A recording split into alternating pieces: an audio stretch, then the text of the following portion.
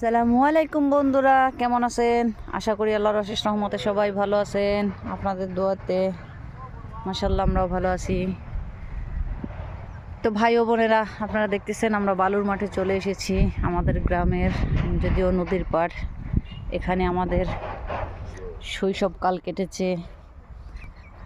অনেক মধুময় স্মৃতি আছে যেগুলো আসলে ভোলার মতো নয়।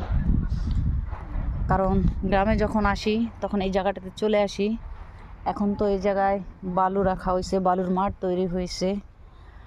আর আমরা যখন ছোট ছিলাম, যখন আমাদের শৈশবকাল এখানে কেটেছে, তখন এখানে আসলে এইসব জায়গায় ধান লাগানো হতো, ডাল লাগানো হতো, কয়েক পদের ডাল, কাঁচামরিচ লাগানো হতো। এখন যদিও হয় না। তো এখানে এসে আমার মেয়েটা মাশাআল্লাহ এনজয় করতেছে। তো আমার মামুনির জন্য সবাই দোয়া করবেন।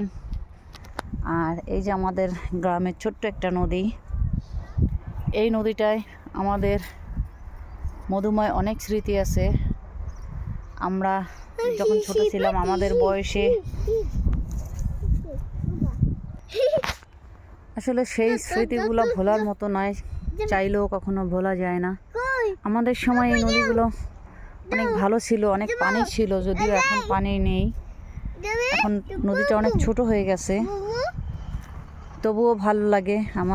যেটা আমার মাতৃভূমি, সেটা যেমনই হোক, যেভাবেই থাকুক, অনেকটা ভালো লাগে। আগে যদিও এই বাড়িগুলো ছিল না, এগুলো সরকারের দেয়া বাড়ি। তো এখন এই নদীর পাড়ে বাড়ি করছে। এখন আসলে অনেকটাই উন্নত হয়ে গেছে, এতটা উন্নত আগে ছিল না আমাদের শৈশবকালে। তো এখানে আমরা যখন ছোট ছিলাম তখন এখানে একটা সোয়া মিল ছিল, জানি না কার দেশে কোন ভাষায় কি বলে। তো ওখানে গাছ কাটতো, এখানে গাছ কাটা হতো। তো এখন নেই সেটা।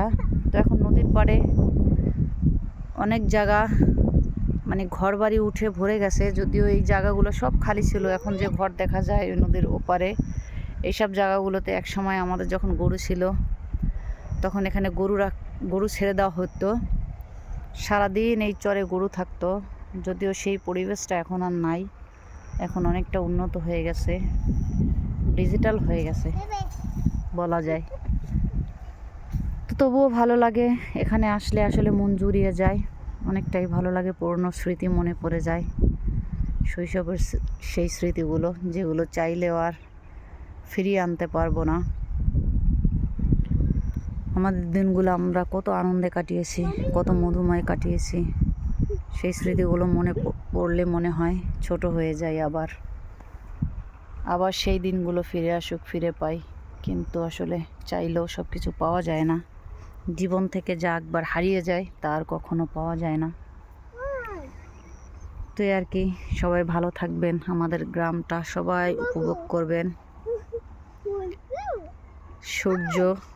সূর্য মামা আমাদেরকে আলো দিচ্ছে। আমার মেয়েটা, সে বালুর ভিতরে অনেক এনজয় করতেছে। যদিও সে সবসময় আটকাটকি জায়গায় থাকে, বাইরে বের হতে পারে না, ঘরবন্দি হয়ে থাকে। গ্রামে আসলে অনেকটাই এনজয় করে। তো কখনো এর আগে বালুর ভিতরে খেলা করেনি, তো আজকে মাশাআল্লাহ অনেক এনজয় করতেছে। আমার মামুনিটার জন্য দোয়া করবেন, সবাই ভালো থাকবেন। সবাইকে কুয়াকাটার আসার আমন্ত্রণ রইল। সবাই কুয়াকাটা ঘুরতে আসবেন। ভালো থাকবেন। আল্লাহ হাফেজ।